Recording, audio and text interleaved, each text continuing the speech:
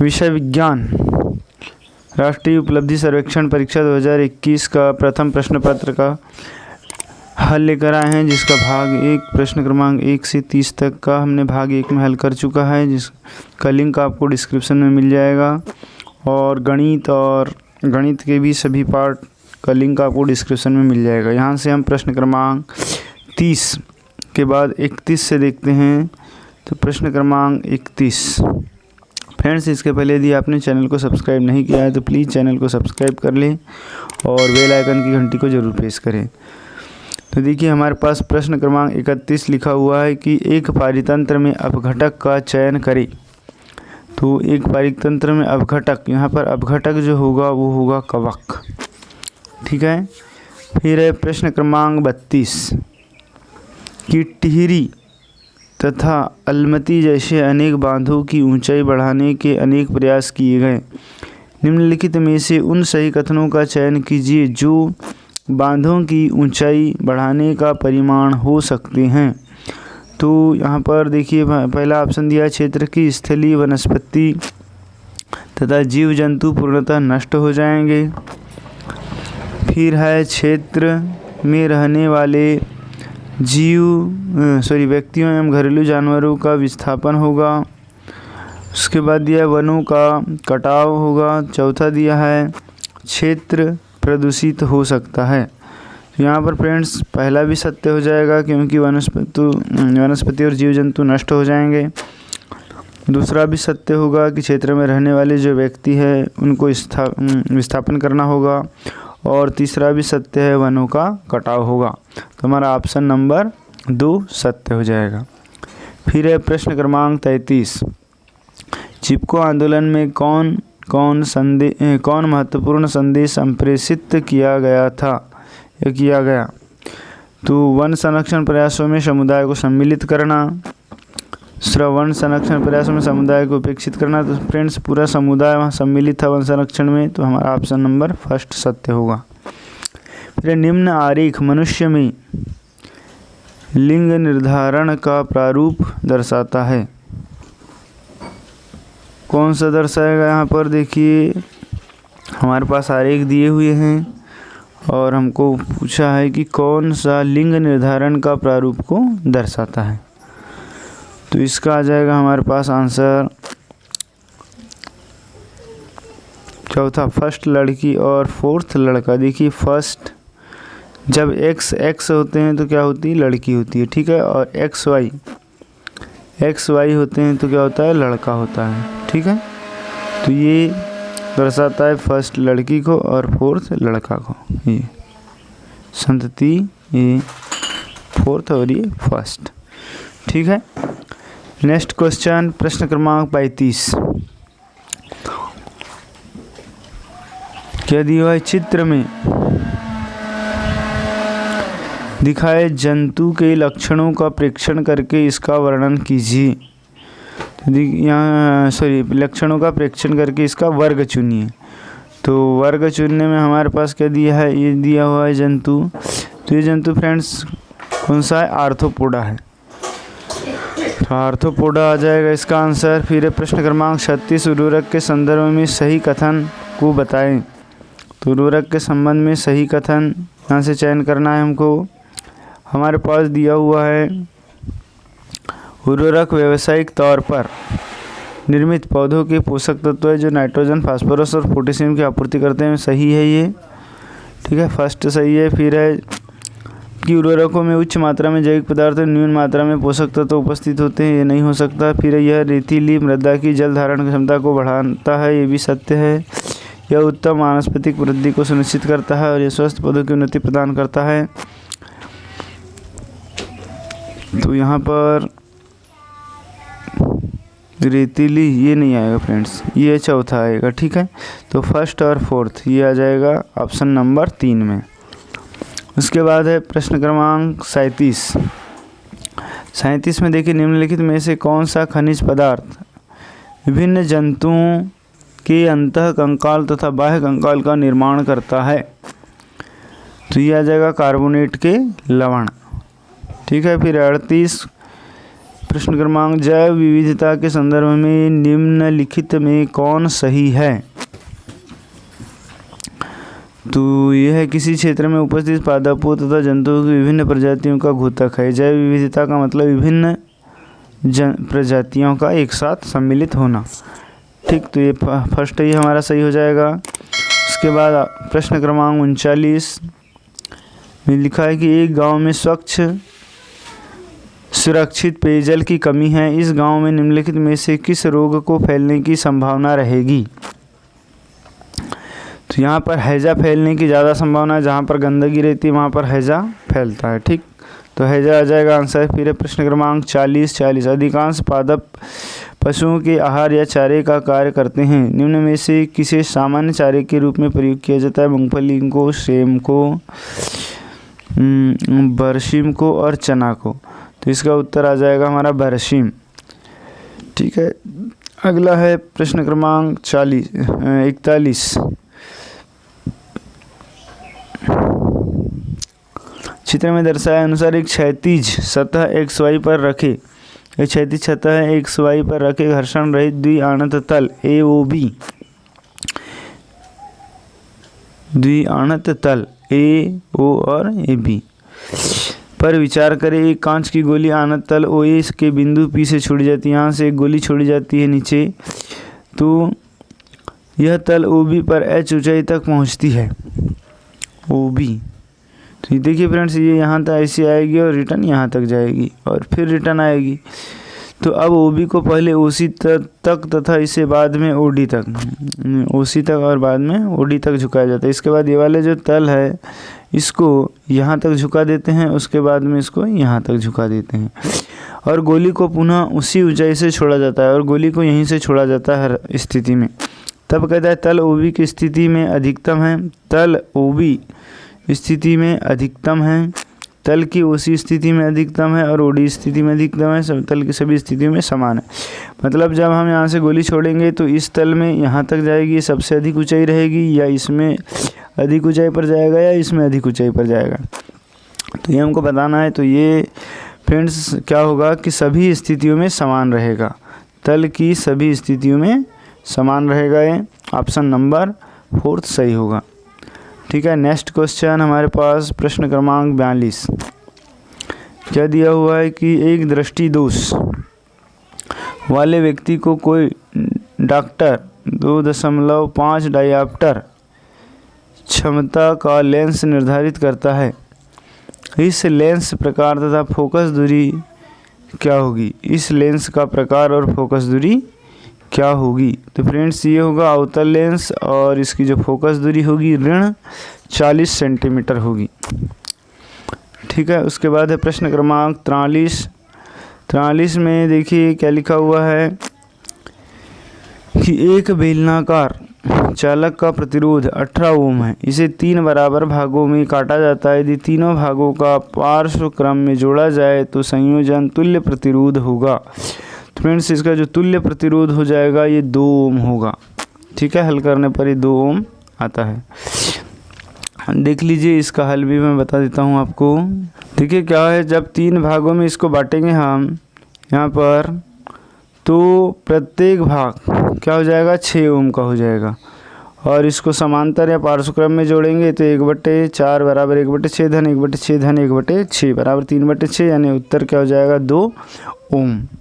ठीक है फ्रेंड्स, अब नेक्स्ट क्वेश्चन देखते हैं। फ्रेंड्स आप वीडियो को बिना स्किप किए पूरा देखिए ताकि आपको सभी सवाल के उत्तर पता हो और मालूम होना चाहिए, क्योंकि आपकी वार्षिक परीक्षा कक्षा 10वीं में भी यहाँ से बहुत सारे सवाल पूछे जाएंगे और जो नेक्स्ट की एग्ज़ाम होना है उसमें से 7 क्वेश्चन इस प्रश्न पत्र में से आना निश्चित है, क्योंकि ऐसा ब्लूप्रिंट तैयार किया गया है कि ये जो फर्स्ट प्रश्न पत्र है इसमें से 7 क्वेश्चन पूछे जाएंगे। 44 है, एक धावक आर त्रिज्या वाले वृत्ताकार पथ का 5 चक्कर लगाने में 30 सेकंड का समय लेता है, तो धावक की चाल क्या होगी? देखिए चाल बराबर क्या होता है, दूरी बटे समय। यदि वृत्ताकार पथ है तो वृत्ताकार पथ की जो लंबाई होगी वो दूरी हो जाएगी और समय t क्या हो जाएगा, समय। ठीक है फ्रेंड्स, तो यहाँ पर आ जाएगा हमारे पास 2πr दूरी हो गई और उसमें 5 चक्कर लगाना है तो ये उत्तर हो जाएगा, 5 का गुना हो जाएगा तो 5 दूनी 10 pi R upon T, option number second. ठीक, उसके बाद देखिए प्रश्न क्रमांक 45, कोई पिंड एक समान चाल से गतिशील है तथा वह पहले सेकंड में 50 मीटर की दूरी तय करता है। पिंड द्वारा 5वें सेकंड के अंत समय तक कुल दूरी कितनी तय होगी? तो इसमें आ जाएगा 250। ठीक है,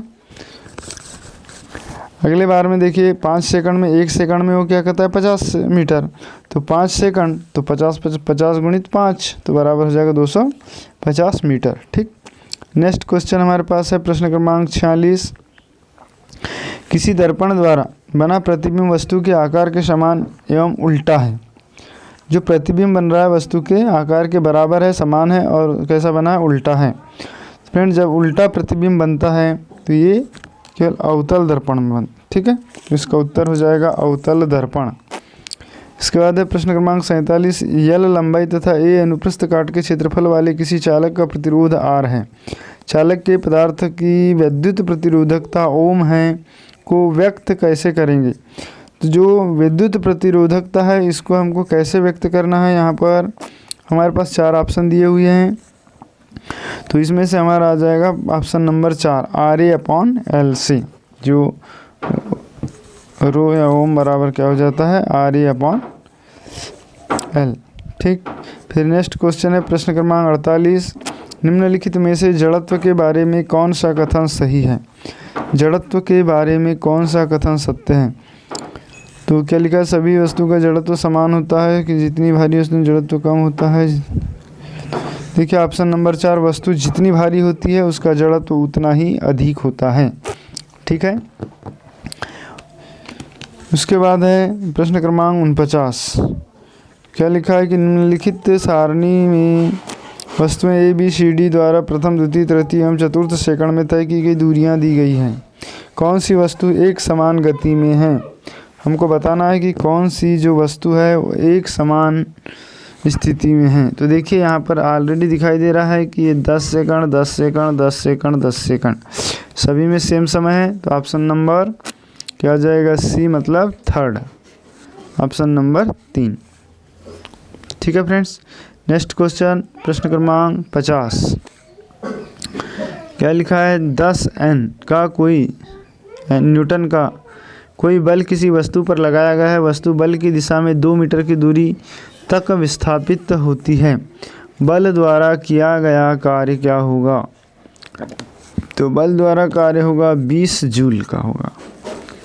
ठीक है, नेक्स्ट क्वेश्चन है प्रश्न क्रमांक 51,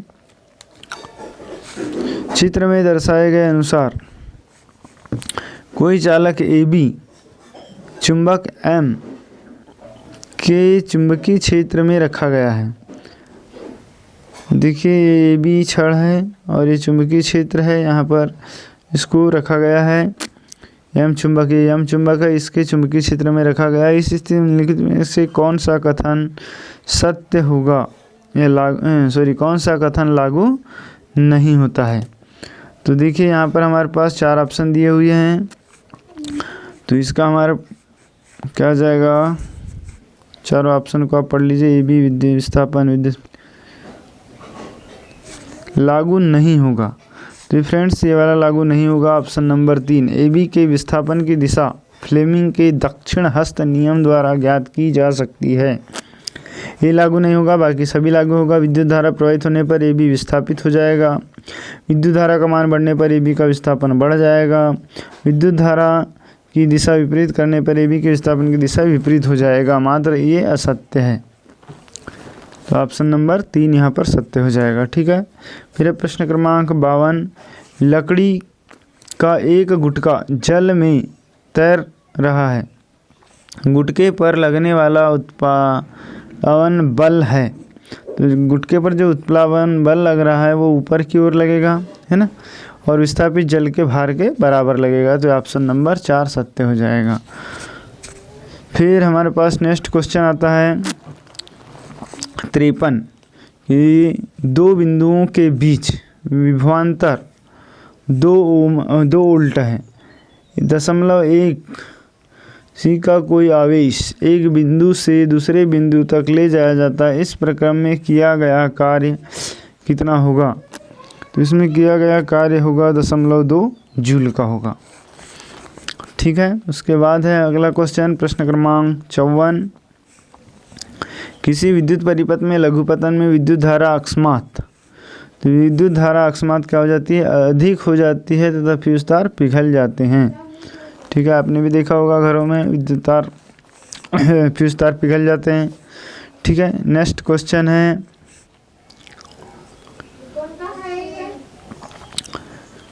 तो प्रश्न क्रमांक 54 है, किसी विद्युत परिपथ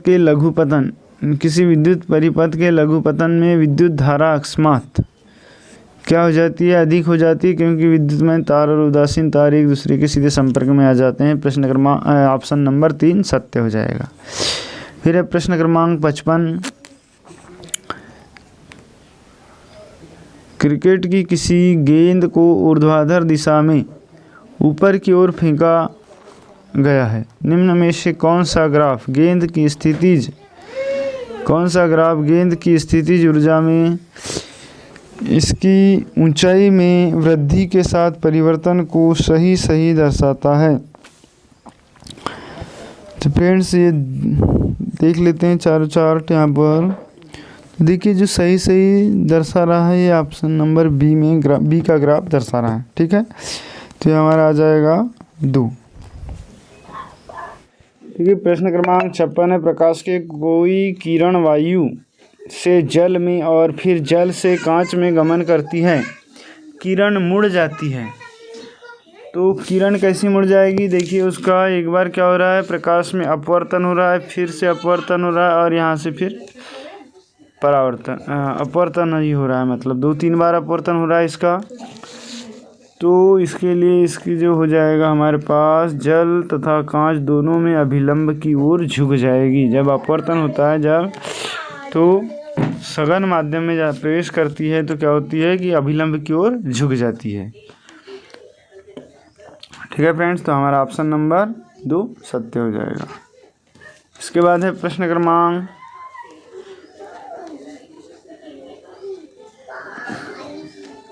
57।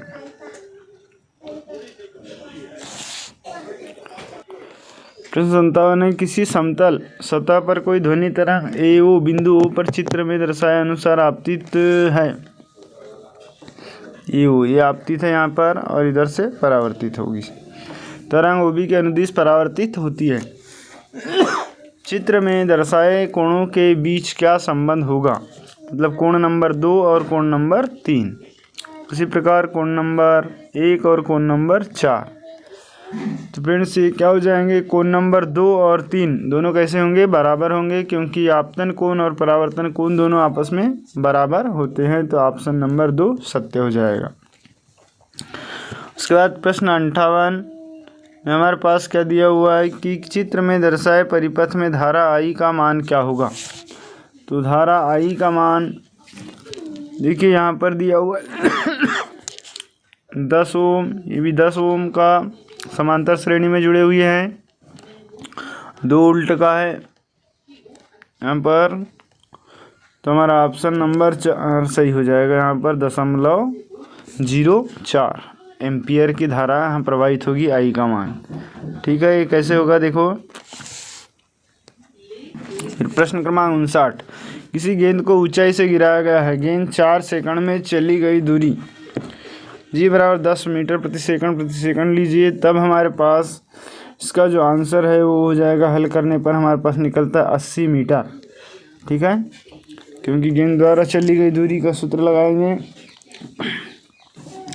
उसके बाद प्रश्न क्रमांक 60, तो प्रश्न क्रमांक 60 में दिया हुआ है कि किसी 3 खुरदरी पृष्ठों A, B तथा C पर बारी बारी से प्रारंभिक वेग 12 मीटर प्रति सेकंड से लुढ़काया जाता है। तीनों स्थितियों के वेग समय ग्राफ चित्र में दिए गए हैं। ये दिए गए हैं हमारे पास, इसमें से कौन सा वेग ग्राफ चित्र दर्शाए गए हैं?